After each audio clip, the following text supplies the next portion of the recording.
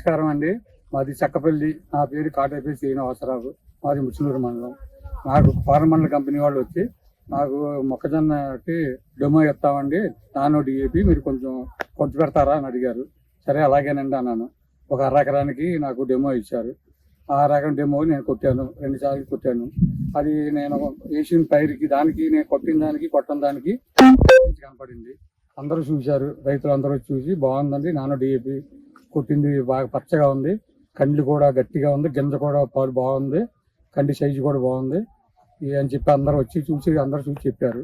కాబట్టి మీరు అందరూ నానో డిఏపిని వాడండి. నాకు నచ్చింది, నాకు సంతృప్తిగా ఉన్నది ఈ మందు కొడటం వల్ల. దయచేసి రైతులందరూ వచ్చే సంవత్సరం నానో డిఏపి వేసి మీరందరూ సంతృప్తి సంబంధించి నేను కోరుకుంటున్నాను.